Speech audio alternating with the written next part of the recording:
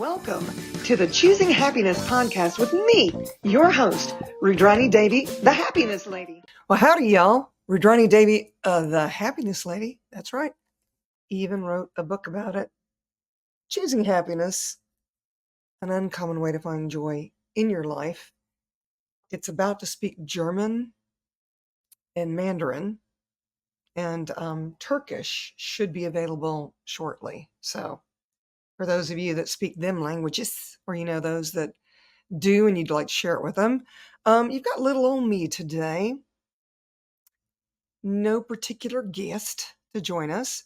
And I'm calling this episode Intentionally Choosing Happiness. So, because I've had so many people, naysayers that are like, how can I possibly choose happiness? This is my lot in life. How am I going to get out of this mess? Right. And the thing is, you chose your lot in life. Because, the thing is you can choose happiness and you can choose cranky pants and you can choose my life is not working for me and all the things. And I mean, I'm not saying I'm perfect, y'all, because I've been down this road a few times. Recently, I had a conversation with a new friend. Joe Hand is his name. And he used an analogy, and I told him, I said, I'm going to use that because that makes a lot of sense to me.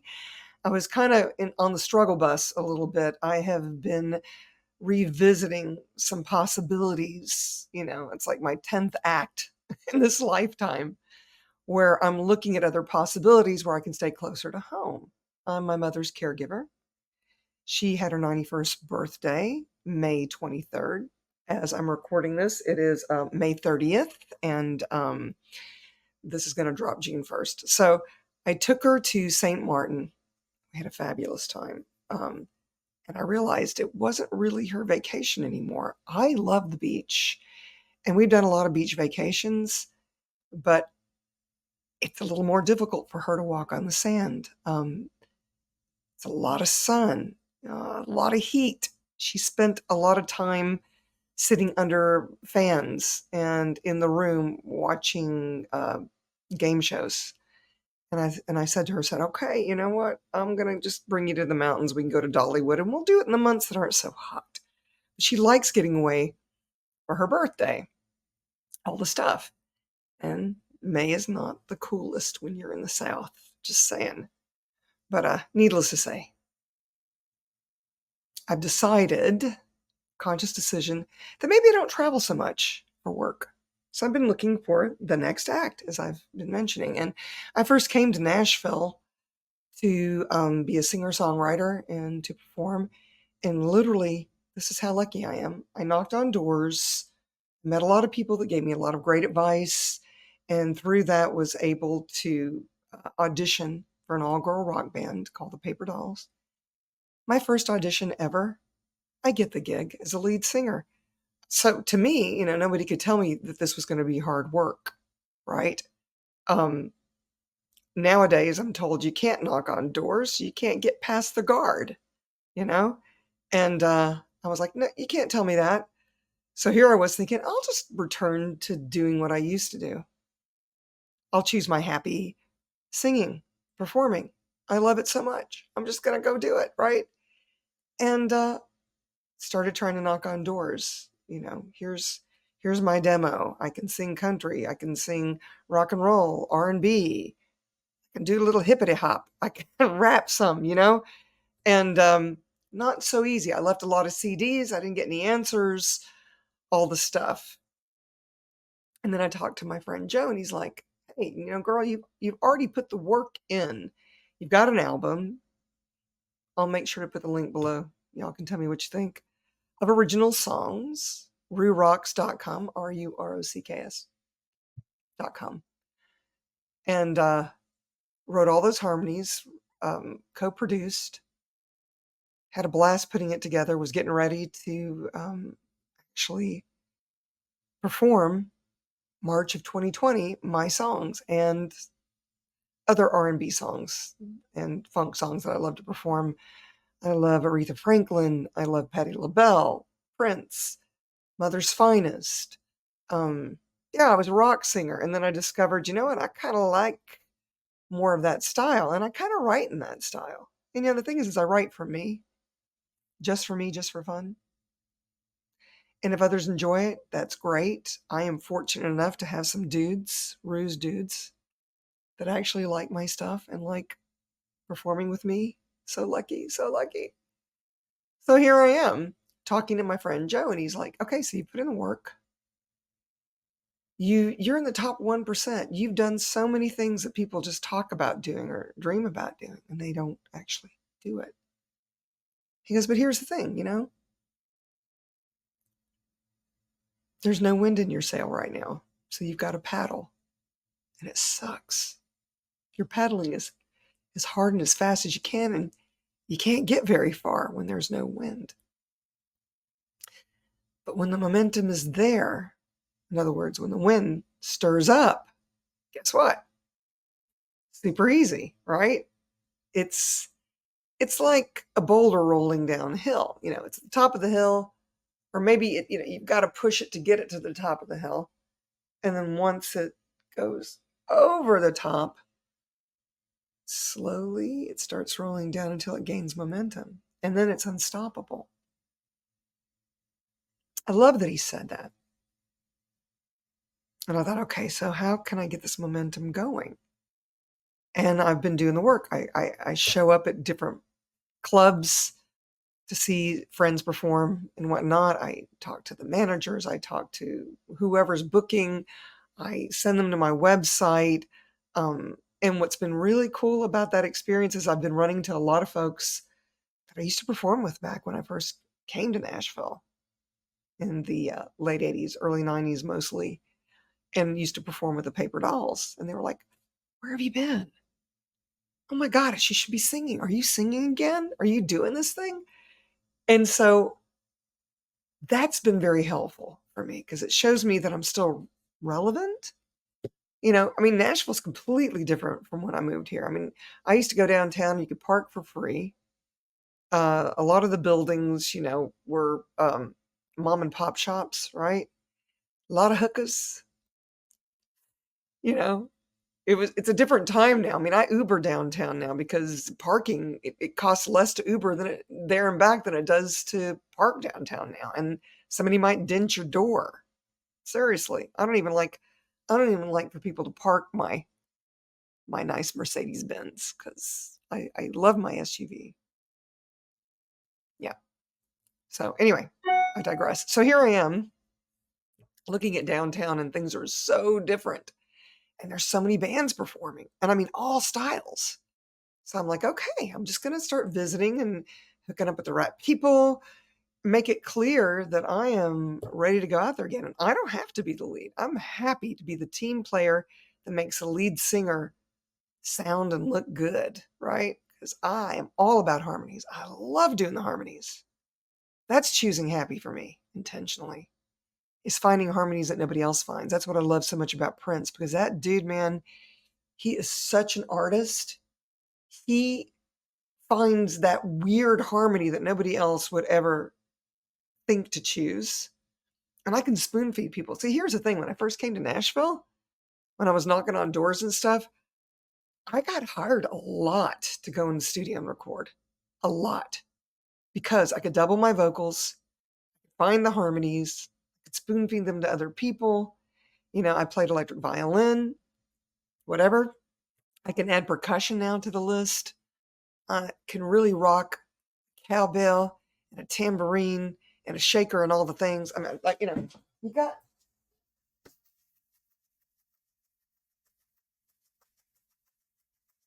it's a rhythm thing. And if you can do that and sing at the same time, you got it made. Just saying. I'm just saying. So that's what I've been doing. I've been, reaching out to different people and seeing what I can create. And recently I got a gig singing at one of my favorite Thai restaurants with somebody I had just recently met singing karaoke. I was like, "Oh my gosh, you're good. Oh, you're good too. Oh, you play keyboards? Yeah, I do. Oh, I do a little percussion. Da da da da. We should maybe do some gigs together or whatever." And so, we did. It was fun. People liked it. They would like for us to come back. We got paid. Go imagine, because you don't have to ask me once to sing. And, I don't want to admit this out loud, but I mean, I always thought because it was so easy for me that it wasn't worth anything. And what I've discovered is not a lot of people can actually carry a tune. I didn't know this. I didn't know these things. So here I am. I'm reaching out in all directions. I connect with an old friend that used to manage a really big artist in town back in the day. When I was running around in those circles, I was film producer and we produced a lot of his music videos. I'm not going to name drop in this 10 seconds, but anyway, needless to say, met up with her, had some lunch. She made me lunch and she introduced me to Mr. Joe Hand, which I was telling you about earlier. It gives me this analogy, right? I'm like, okay, I just need to paddle for a little while longer. I was getting really discouraged, even though I'd done this one gig. I'm like, look how long it took me to get there. I've been paddling since last September when I decided I needed to be staying closer to home, right? And here it is, May, almost June. Well, it's not June 1st tomorrow, it's the 31st. That's when this episode's going to drop. But anyway, I'm like, okay, all right, I'll just keep paddling.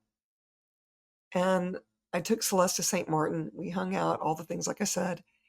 And I started having these really interesting dreams. And I was waking up every morning going, hey, did I create that? It was like I dreamed that another really big artist cut one of my songs. Like I said, I'm not going to say any names right now. I'm going to keep this to myself. And then the next night, I dreamed that I was hanging out with another really big artist that I admire, very young, amazing singer-songwriter, pop. Both of them pop, actually. And we're just hanging out. And, she's saying we should write together, da da da da. So this is 2 nights in a row. And then the next night, I dream that I'm performing in front of millions of people. I'm like, okay, whatever I'm doing, I'm actually setting an intention, intentionally choosing, right? Like, what else is possible here? What could I create and generate to make this happen? I'm actually dreaming about it now. Am I getting premonitions? I mean, is this encouragement? Is this the elementals and the quantum entanglements, my guardian angels, letting me know that I'm actually, all this paddling isn't going to waste, that something's going to happen? And it did something to my spirits. It was kind of like, and I know I actually needed the relaxation of this vacation anyway, because I've been running hard trying to make something happen. And then I think of my friend Joe, and he's like, you've already put in the work. Just get out there and meet people. He listened to a couple of my songs when I was with him, and he goes, I'll record you. I think I think you've got a great voice. So I was like, not that I actually needed the validation. It's a weird thing. I actually know that I have a great voice, but it's really nice when somebody else tells you also, because then I feel like, well, I'm not spinning my wheels. Okay, so I am paddling. I'm just paddling right now. I'll do whatever it takes in the interim. I still have my private practice. Thank goddess people are willing to pay me for my talents and abilities, as a psychic and as a healer, vibrational healer, and that I can still teach some classes and this type of thing. I'm super grateful. I'm not giving that up. I love that as well, right? I'm even selling jewelry at a jewelry store locally. And anybody that knows me knows I love the jewels. I do. So I'm lending my talents and abilities to that. That's the interim. Doesn't mean I'm going to leave that either. Why should I? I enjoy it just as much as performing. But I'm going to put the brakes on for a minute because I do have a sponsor.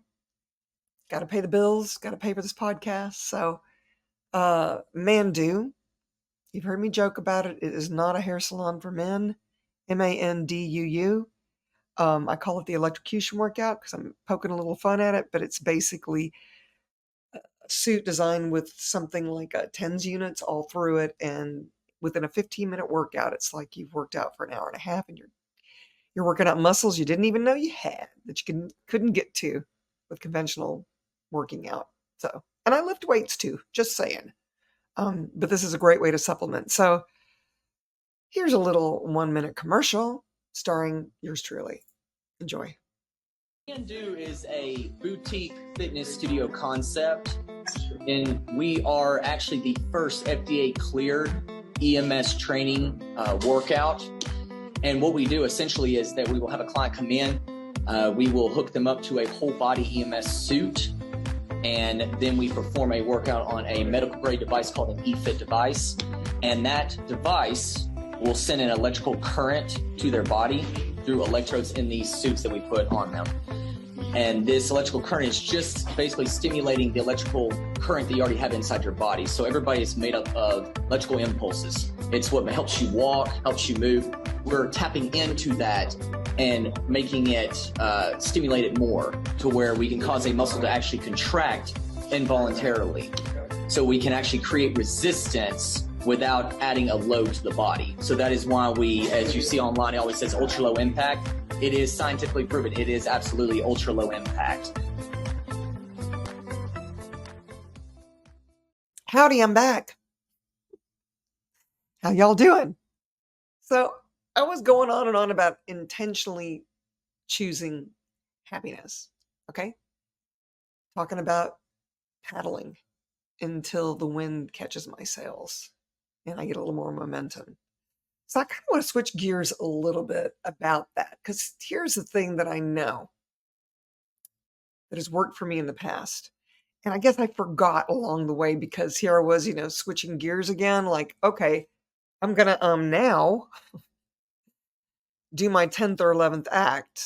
What have I got to do to create that? And I found that in the past that when I want to create something, I don't laser focus on it to death. Doesn't mean I don't do the steps, like the paddling we were talking about. Doesn't mean I don't do the steps to get there. I just don't do this mental masturbation thing about, why hasn't it shown up yet? I'm doing the work. I'm talented. How can nobody see this? I don't understand. What's happening here? Instead of saying, well, maybe the universe has got my back. Like, for example, I have auditioned for The Voice a few times. And I've gotten pretty far with the auditions. And then when I get to that point where I'm supposed to get in front of the judges, where they fly you to LA and then you do the blind audition.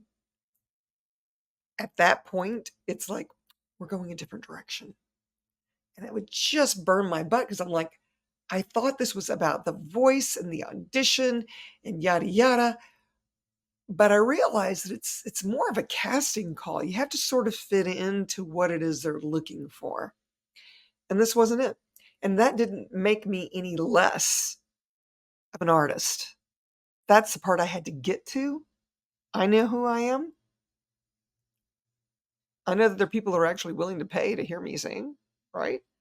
I've been at it a long time. I didn't know. I mean, I've been singing since I could talk, I guess. Probably humming before that. And like I said before, it was so easy for me. I didn't think I could get paid for it. That's the funny thing. It's like, I have a friend, Mr. Gary Douglas, that really loves antiques and had an affinity naturally to be able to find and decorate his friends' homes. He didn't think about charging them. He didn't realize that this was a talent and ability that a lot of people didn't have. It's like me with jewelry. I somehow can match people with the pieces that will speak to them. Because, it's like buying a house or a car or getting married. That's a very expensive thing. I mean, it's like, you hope to do it once, maybe twice with the house situation. You hope you get married once. That doesn't happen a lot. Didn't happen for me. Well, I got married once. Don't know if it'll ever happen again. But the point being, it's an expensive ordeal. And I feel honored that people trust me enough to help them find that diamond that they're going to wear, hopefully, for the rest of their lives. the woman and the man, whatever. Sometimes the men like the diamonds too. I actually like that really thick band for a man that has that one diamond in the middle. I think that is so hot. And I can always find the guy that will go for that. It excites me so much. I mean, more than buying a beautiful piece for myself, I love helping others find that piece. So to me, that's intentionally choosing happy. It helps they're happy, it helps my happy, all the stuff. But here's the piece I wanted to get to. It's kind of like when you already know your value, you can trust that the universe also knows. And when things don't happen like the voice, that the universe knows that that's not going to actually create more for you or for me. Maybe it's something down the road. Maybe it's not at all. I do know this.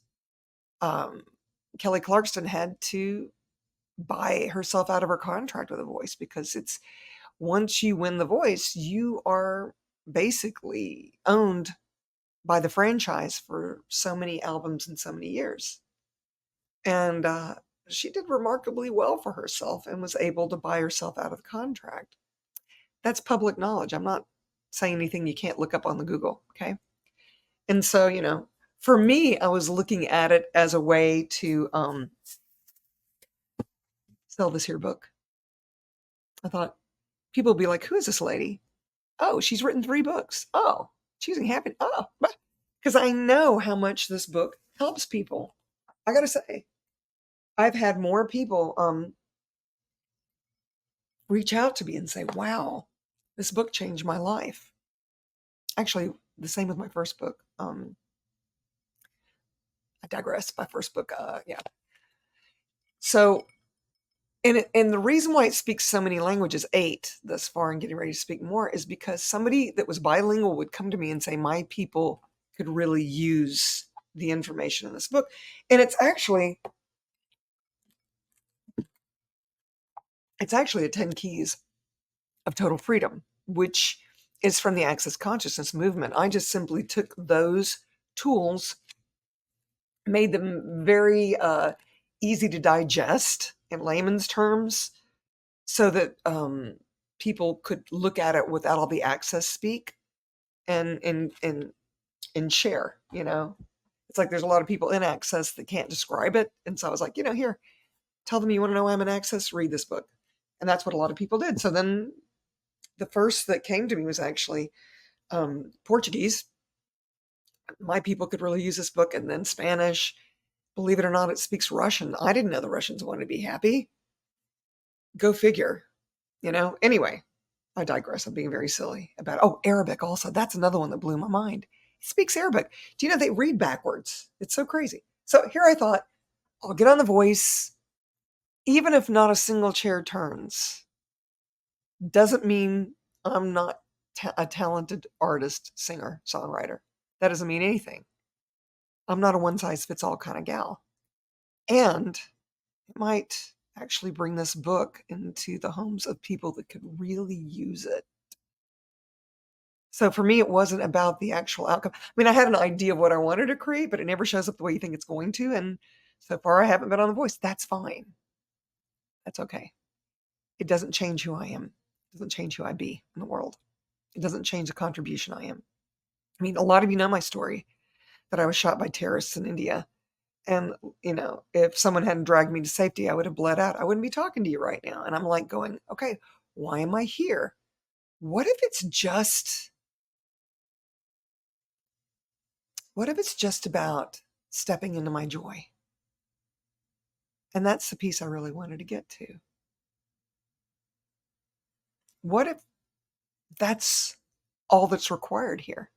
And the thing is when you are a cooperative component to what it is that you're trying to create, like for me, when I'm singing, it's so super joyful for me.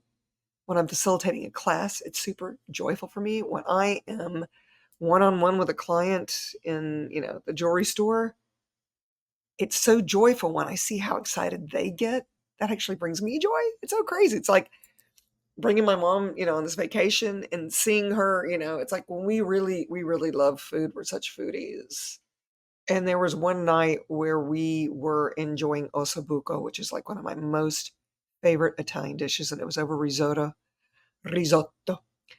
Ossobuco, and it's the bone, the marrow is in the middle there. It's real soft, and we did it 2 nights. I got the marrow the first night, she got it the second night, and it just fell off the bone. It was so tender, right? The joy that exudes from her when she's like, and she reminded me, she goes, "This is why I loved going to dinner with you, because you were totally into the food." I mean, I was in it in that moment. It wasn't like I was just devouring because I needed sustenance, right? We're sitting down and enjoying it.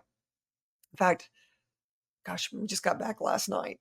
The night before, we went to this French restaurant to do a 7-course meal, and y'all, we couldn't even get through it. It was so much food, and we were like, surely we can get through this, and we got to the 4th course. It was a 6 course. Yeah. We couldn't do the last 2 courses, which was the cheese platter or plate, and the dessert. So we got it to go, and we had it for breakfast yesterday morning. Yes, we did. Cheese and dessert. It was very joyful. Because here was the thing, we weren't getting any more joy after the 4th course because we couldn't fit any more food in a pie hole. I mean, how many times have we just finished something because we paid for it or we had to or whatever it is, There's no joy in that. So I guess the point I'm trying to make is lean into the energy of what is joyful for you. And when you step into that, when you're that cooperative component, when you're, actually in alignment with what that is, the universe falls all over itself to bring it to you.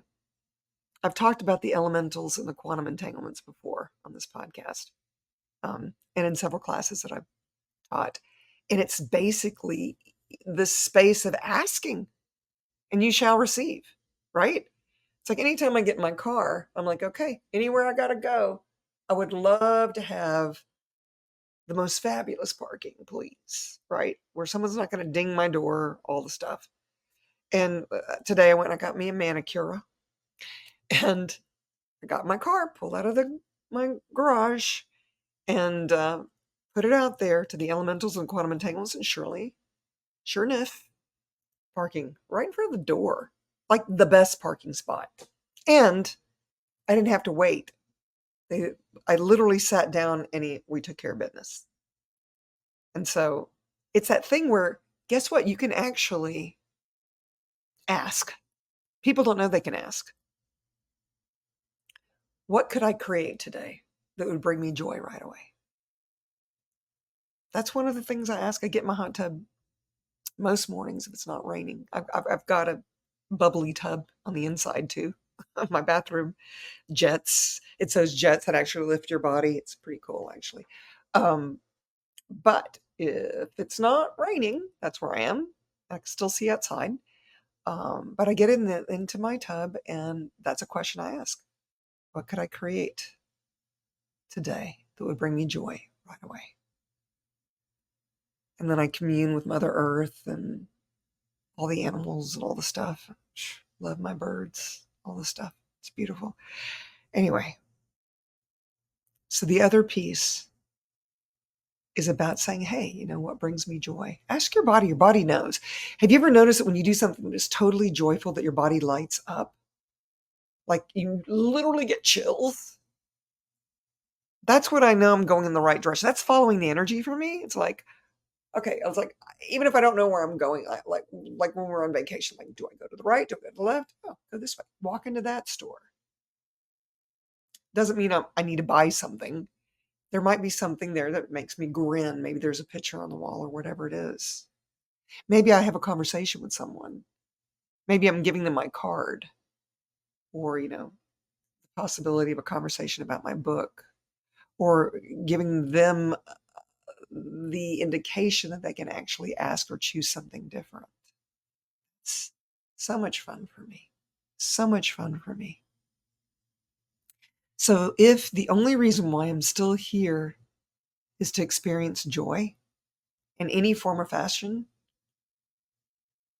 I mean, I've named them, my clients, my thank goddess for them, selling jewels, performing. I'm still rowing. I'm still paddling. The thing is I already know it's there. However it shows up, that part I don't really get to know. But as long as I'm aligning with my joy, I know it's going to show up. However it does. And that's the exciting part where it's like we want to control so much. We want it to show up the way we want it to show up, and it's got to be this and da da da da, and our time, blah, blah, blah, blah, blah. And where's the fun in that? The creating of it is a lot of fun. I can look back on all the things I've created now and say, yeah, I am in the 1%. I've done a lot of things that a lot of people only talk about or wish they could do. Like writing a book. I can't tell you how many people tell me they want to write a book. I even have a class, listening to the whispers of creative writing. You want me to teach it? Pull together 6 people, with including you, and I'll teach that class. It's not that hard to write a book when you are aligning with the joy and the cooperative components that create it. If you want to write a book, it's already been written. All you got to do is tap into those whispers, and it happens. And it's the same way with performing or anything it is you're wanting to create in your life. But here's the other part. Although I've sort of let the cat out of the bag because I'm telling you that this is what I'm doing. A lot of times, people have gotten used to the way that they know you.